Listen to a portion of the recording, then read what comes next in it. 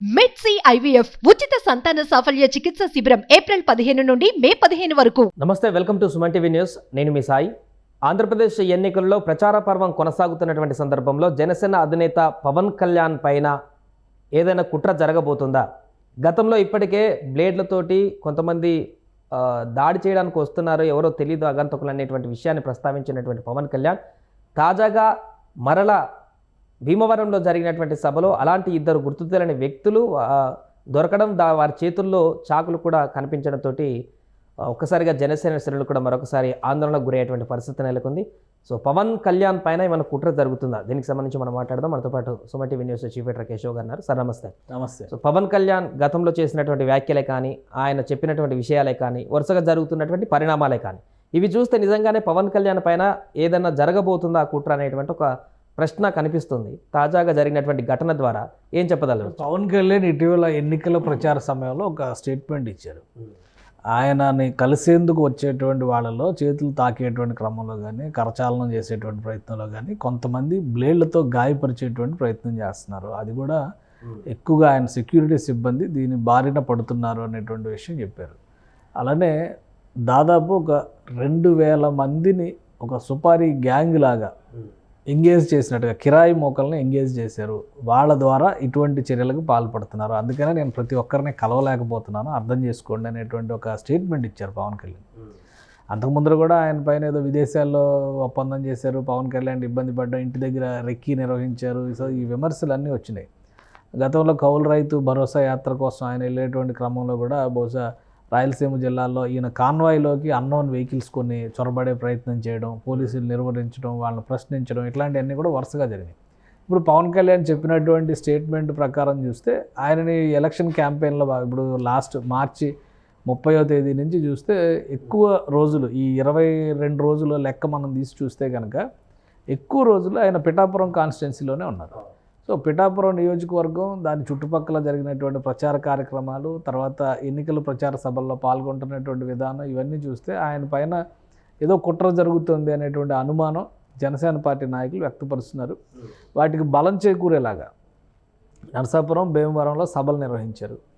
ఆ సభలో ఒక 2 వ్యక్తులు, అనుమానిత వ్యక్తుల్ని అదుపులోకి తీసుకున్నారు. వాళ్ళని పోలీసులు ప్రశ్నించేటువంటి ప్రయత్నంలో వాళ్ళు తిరగబడే ప్రయత్నం చేశారు. వెంటనే వాళ్ళని పట్టుకొని వాళ్ళని తనిఖీ చేస్తే చాకులు లాంటి ఆయుధాలు వాళ్ళ దగ్గర దొరికినాయి. ఎవరు, ఏంటి, ఎందుకు వచ్చారు, వీళ్ళు జేబు దొంగలా లేదంటే ఇది కుట్రపూరితంగా వచ్చినటువంటి వ్యక్తులా, దీనిపైన ఒక విచారణ పర్వం అయితే కొనసాగుతుంది. సో ఏమొస్తుంది అవుట్కమ్ అనేది చూడాలి. కానీ పవన్ కళ్యాణ్ సభల్లో పదే పదే ఇటువంటి వ్యవహార శైలి ఉండడం, దీనిపైన ఆయన పదే పదే విమర్శలు చేస్తున్నా కానీ అవి తగ్గకపోవడం, ఆగకపోవడం చూస్తే మాత్రం కొన్ని అనుమానాలు ఉన్నాయనేటువంటి అభిప్రాయాన్ని జనసేన పార్టీ నాయకులు వ్యక్తం చేస్తున్నారు. కాబట్టి ఒక క్లారిటీ ఇవ్వాల్సినటువంటి బాధ్యత పోలీసు యంత్రాంగం పైన ఉంది. ఒకవేళ నిజంగా ఇటువంటి కుట్రలు జరిగినటువంటి పక్షంలో ఎవరు కారకులు ఎవరు, దాని వెనక ఉన్న వాళ్ళు ఎవరు, సూత్రధారులు ఎవరు, పాత్రధారులు ఎవరు, ఈ డీటెయిల్స్ అన్నీ కూడా బయటికి రావాల్సినటువంటి అవసరం అయితే ఉంది.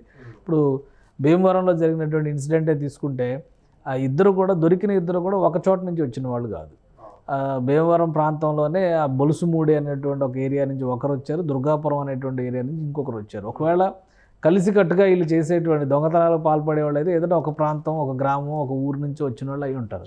ఈ 2 పరస్పరమైనటువంటి వేరు ప్రాంతాల నుంచి రావడం, వీళ్ళు అక్కడ దొరకడం అనే దాని మీద జనసేన నాయకులు కొంత అనుమానాలు వ్యక్తం చేస్తున్నారు. ఒకవేళ అలాంటి ప్రయత్నం, ఒకవేళ పవన్ కళ్యాణ్ యాత్రల సందర్భంలో నిన్న కూడా ఆయన ఇంకో స్టేట్మెంట్ ఇచ్చాడు. భీమవరంలోనే ఒకటి ఆరోగ్య పరిస్థితి బాగోకపోవడం, ఆయనకి కొంత ఎలర్జెటిక్ సెన్సేషన్స్ ఉండడం, ఫీవర్ రావడం, వీటన్నిటి వలన కొంత దూరంగా ఉండేటువంటి ప్రయత్నం చేయడం. ఇంకోటి కలిసే ప్రయత్నం చేస్తున్న ప్రతి చోట కూడా సెక్యూరిటీ సిబ్బందికి ఎక్కువ మందికి దెబ్బలు తగులుతున్నాయి కాబట్టి కొంత దూరాన్ని మెయింటైన్ చేయాల్సి తప్పని పరిస్థితి ఏర్పడుతుంది. కాబట్టి ఇది వేరే విధంగా అనుకోవద్దు అనేటువంటి ఒక విజ్ఞప్తిలాగా పవన్ కళ్యాణ్ చేశారు. ఇప్పుడు ఈ ఘటన తర్వాత, ఇప్పుడు ఎవరైతే ఈ అనుమానిత వ్యక్తులు అదుపులోకి తీసుకున్నారో, ఇది జరిగిన తర్వాత పవన్ కళ్యాణ్కి భద్రత మరింత పెంచేటువంటి అవకాశం ఉంటుంది. లాస్ట్ టైం కూడా ఆయనకి ఏదో వై కేటగిరీ సెక్యూరిటీ ఇవ్వాలి, ఇట్లాంటి డిస్కషన్స్ కూడా జరిగినాయి. బట్ అవేవి కూడా ప్రాక్టికల్గా అమల్లోకి ఇంకా రాలేదు. కాబట్టి ఆయన వ్యక్తిగత భద్రతా సిబ్బంది పైన ఆధారపడి నడుస్తున్నారు, ప్రజల్లోకి వెళ్తున్నారు. సో ఈ ఘటన తర్వాత ఏ విధంగా మారబోతుంది అనేది వేచి చూడాలి మనం. అయితే ఒకటి, సభలలో కొంత వాహనానికి జనాలకి కొంత డిస్టెన్స్ ఉంటుంది కాబట్టి ఇలాంటి జరిగినా కూడా ప్రమాదకరమైనటువంటి పరిస్థితి ఇప్పటివరకు జరగలేదు. కానీ పిఠాపురంలో పవన్ కళ్యాణ్ ఇంటింటికి వెళ్తున్నారు, వాడవాడలో తిరుగుతున్నారు, అక్కడ ప్రజలకి క్లోజ్గా మూవ్ అయ్యేటువంటి పరిస్థితి వస్తుంది. అలాంటి ప్లేసులకి ఇలాంటి అనుమానిత వ్యక్తులు వచ్చినట్లయితే తీవ్రమైనటువంటి పరిణామాలు జరిగేటువంటి అవకాశం ఉందంటూ కూడా ఒక ఆందోళన కొనసాగుతుంది జనసేన. అవునంటే ఇప్పుడు ఎలక్షన్ అంటేనే ఇంటింటికి క్యాంపెయిన్ చేయాలి, డోర్ టు డోర్ వెళ్ళి వాళ్ళతో ఇంటరాక్ట్ అయితేనే.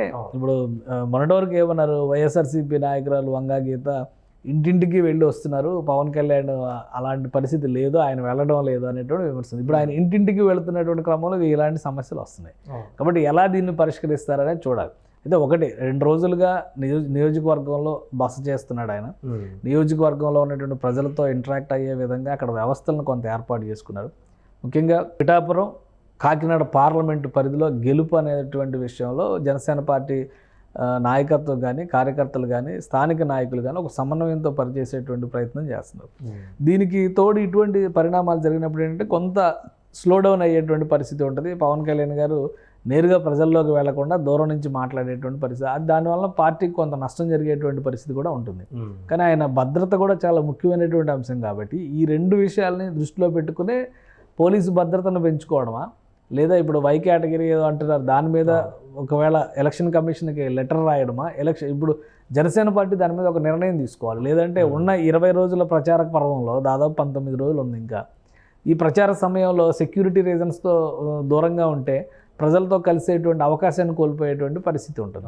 కాబట్టి జనసేన పార్టీ నాయకులు కూడా దాని మీద ఒక జాగ్రత్తగా ఒక నిర్ణయం తీసుకోవాల్సినటువంటి పరిస్థితి ఉంటుంది. ఇంకోటి ఏంటంటే రాష్ట్రంలో ఏ రాజకీయ యాత్ర జరుగుతున్నా కానీ ఈ రకమైనటువంటి దాడులకు పాల్పడతామనేటువంటి బెదిరింపులు అలాంటి సంకేతాలు ఇవ్వడం అనేది ఒక యాక్ట్ లాగా మారిపోయినట్టు కనిపిస్తుంది. అది ఒక తొంటరి చర్యగా మారినట్టుగా కనిపిస్తుంది. ఎందుకంటే జగన్మోహన్ రెడ్డి మీద ఆయన మీద దాడి జరిగిన తర్వాత ఆ ఇమీడియట్ నెక్స్ట్ డేనే చంద్రబాబు మీద దాడి జరిగింది, రాయి విసిరే ప్రయత్నం చేసి. అలానే పవన్ కళ్యాణ్ మీద జరిగింది, తెనాలి నియోజకవర్గంలో అక్కడ ఒక ఇన్సిడెంట్ జరిగింది. సో ఇవి చాలా ప్రమాదకరమైనటువంటి సంకేతాలు. పోలీసు యంత్రాంగం వైఫల్యం ఇక్కడ కనిపిస్తుంది. జగన్మోహన్ రెడ్డి గారు నేరుగా ఆయన గాయపరిచారు. సో దాని మీద క్లారిటీ రాకుండా ఇంకా ఏదో రాజకీయ ప్రాధాన్యాలతోనే ముందుకు పోతున్నారు. ఎలక్షన్ కమిషన్కి చాలా కంప్లైంట్లు వెళ్ళినాయి, కానీ ప్రాపర్ రిపోర్ట్ వచ్చిందా లేదా అనేటువంటి విషయంపై ఇంతవరకు ఎలక్షన్ కమిషన్ రియాక్ట్ కాల. అది చాలా విచిత్రంగా ఉంది. పదే రాజకీయ నాయకులు అందరూ కూడా ఒక విమర్శ చేస్తున్నారు. కొంతమంది నాయకులు, కొంతమంది అధికారులు రాజకీయ పార్టీలకు అనుకూలంగా వ్యవహరిస్తున్నారు, ముఖ్యంగా అధికార పార్టీకి అనుకూలంగా వ్యవహరిస్తున్నారని ఆంధ్రప్రదేశ్లో పెద్ద విమర్శ నడుస్తుంది. కానీ వాళ్ళే విచారణ జరిపి వాళ్ళే నివేదికలు ఇస్తున్నారు. ఇదేంటి అనేటువంటి ప్రశ్నలు పవన్ కళ్యాణ్ లేవనెత్తారు. దానికి ఇంతవరకు సమాధానం లేదు. ఎలక్షన్ కమిషన్ మొన్న జరిగిన ప్రెస్ మీట్లో కూడా దీనిపైన అడిగితే నివేదికను బట్టి నిర్ణయం తీసుకుంటాం. 8 రోజులు పడుతుంది నిర్ణయం తీసుకోవడానికి. ఈలోపు ఇలాంటి సంఘటనలు జరిగితే తెనాలిలో రాయి విసిరారు అనేటువంటి అనుమానంతో కొంతమందిని అదుపులోకి తీసుకున్నారు. ఇప్పుడు చాకులు పెట్టుకొని తిరుగుతున్నారు అనేటువంటి అనుమానంతో కొంతమందిని అదుపులోకి తీసుకున్నారు. రేపు ఎల్లుండి ఇంకా ఎక్కువ ఉంటుంది. ఎందుకంటే రేపు నామినేషన్స్ వేయడం కోసం ఆ ఉప్పాడ ప్రాంతంలో భారీ సభకి జనసేన పార్టీ ప్రణాళికలు సిద్ధం చేస్తుంది. అదే క్రమంలో నామినేషన్ వేసేందుకు ఒక భారీ ర్యాలీకి ప్రణాళికను సిద్ధం చేసుకుంటున్నారు. రేపు ఈ వెళ్ళేటువంటి క్రమంలో బోల్డన్నిటి అవరోధాలు ఎదురయ్యేటువంటి ప్రమాదం ఉంటుంది. కాబట్టి ముందు జాగ్రత్త చర్యలు అనేవి ముందుగానే తీసుకోవాలి, సంఘటనలు జరిగిపోయిన తర్వాత తీసుకోరు. ఇన్ని రకాలుగా ప్రత్యక్షంగా కొన్ని సాక్ష్యాలు, ఆధారాలు, కొంతమంది వ్యక్తులు, అనుమానితులు అదుపులోకి తీసుకునేటువంటి పరిస్థితి ఉన్నప్పుడు పోలీసు యంత్రాంగం కూడా అంత సమర్థంగా వ్యవహరించలేకపోతుంది అనేటువంటి అనుమానాలు వ్యక్తమవుతున్నాయి. ముఖ్యమంత్రి స్థాయి వ్యక్తిని కొట్టినా కానీ ఏమీ చేయలేనటువంటి పరిస్థితి. అప్పటి వరకు రోప్ పార్టీలు ఇవన్నీ ఏవి కనిపించాలి. ముఖ్యమంత్రికి గాయపడిన తర్వాత రోజు నుంచి కొంచెం హడావుడి మొదలైంది. మళ్ళీ 2 రోజుల తర్వాత పరిస్థితి మామూలే అయిపోతే జరగరాని సంఘటనలు ఏమైనా జరిగితే కనుక అది రాష్ట్ర రాజకీయాలకు చాలా ఇబ్బందికరమైనటువంటి సందర్భంగా మనం చూడాల్సి ఉంటుంది. ముఖ్యంగా పవన్ కళ్యాణ్ ఒక కీ రోల్ పోషిస్తున్నటువంటి నాయకుడు. అటు టీడీపీ ఇటు బీజేపీకి మధ్య ఒక బలమైనటువంటి సమన్వయకర్త. ప్లస్ రాష్ట్రంలో రాజకీయంగా చూస్తే జగన్మోహన్ రెడ్డి పవన్ కళ్యాణ్ పైన బలమైనటువంటి విమర్శలు చేసుకుంటున్నటువంటి నాయకులు. కాబట్టి కొంత ఎమోషన్స్ కార్యకర్తల మధ్య కూడా ఉండడానికి అవకాశం ఉంటుంది. మా నాయకుడిని ఎలా అన్నారంటే మా నాయకుడిని అలా అన్నారు. పూర్తిగా నాయకుల పర్యవేక్షణలో జరగకపోయినా కానీ ఇప్పుడు వైజాగ్లో పర్యటనలో ఉన్నారు జగన్మోహన్ రెడ్డి గారు. బస్సు యాత్ర ఇంకొక 2 రోజుల్లో అది ముగింపు దశకి వెళ్ళిపోతుంది. విశాఖలో రాళ్లదాడికి పాల్పడతామని కొంతమంది కంట్రోల్ రూమ్కి ఫోన్లు చేసి హెచ్చరిస్తున్నటువంటి పరిస్థితులు ఉన్నాయి. ఇవి ఆకతాయి చర్యల ఉద్దేశపూర్వకంగా జరుగుతున్నవా, అసలు ఏంటనేది ఎవరు క్లారిటీ తీసుకుంటారు? ఇదంతా పోలీసు వ్యవస్థ వైఫల్యం కదా, నిఘా వ్యవస్థ వైఫల్యం కదా, ఎందుకు దీనిపైన ఎలక్షన్ కమిషన్ రియాక్ట్ అవ్వడం లేదనేది కూడా చాలా సందేహించాల్సినటువంటి అంశంగా కనిపిస్తుంది. ఇప్పుడు పవన్ కళ్యాణ్ ఘటనకి సంబంధించి అంటే భీమవరంలో జరిగినటువంటి ఘటనకి సంబంధించి ఎవరైతే అనుమానితులు తీసుకున్నారో, అదుపులోకి తీసుకున్నారో వాళ్ళ పూర్వాపరాలు ఏంటనేది ముందు క్లారిటీ ఇవ్వాలి. వాళ్ళు నిజంగానే బ్లేడ్ బ్యాచ్లు తిరుగుతున్నాయని పవన్ కళ్యాణ్ గారు ఒక పదం ఉపయోగించారు. ఇప్పుడు ఇలానే చాకు బ్యాచ్లు, బ్లేడ్ బ్యాచ్లు తిరిగితే అడుగడుగున ఎక్కడ కాపాడుకుంటారు, ఎక్కడ ఆయనకి రక్షణగా జనం నిలుస్తారు, ఆయన కార్యకర్తలు నిలుస్తారు. సో ఇది చాలా ఇబ్బందికరమైన ఒక రాజకీయ నాయకుడు ప్రచారం కోసం ప్రజాస్వామ్య దేశంలో ప్రజల దగ్గరకు, ముఖ్యంగా ఓటర్ దగ్గరకు వెళ్ళలేనటువంటి పరిస్థితి ఉందంటే ఖచ్చితంగా అది వ్యవస్థల వైఫల్యంగానే చూడాల్సి ఉంటుంది. ఈ వ్యవస్థల వైఫల్యాన్ని ఇప్పుడున్నటువంటి పరిస్థితుల్లో పర్యవేక్షణ బాధ్యతలు ఎలక్షన్ కమిషన్వి కాబట్టి ఎలక్షన్ కమిషన్ ఇక్కడ ఇంకొంచెం ప్రొయాక్టివ్గా రియాక్ట్ అవ్వాల్సినటువంటి పరిస్థితి అయితే చాలా స్పష్టంగా కనిపిస్తుంది. Right sir.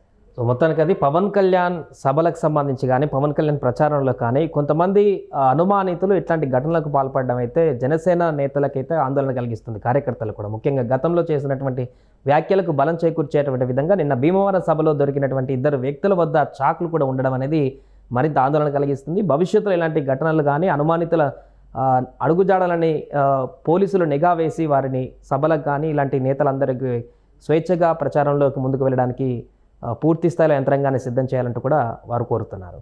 సుమన్ టీవీలో మీ పర్సనల్ అండ్ బిజినెస్ ప్రమోషన్స్ కోసం కింది నెంబర్కి కాంటాక్ట్ చేయండి.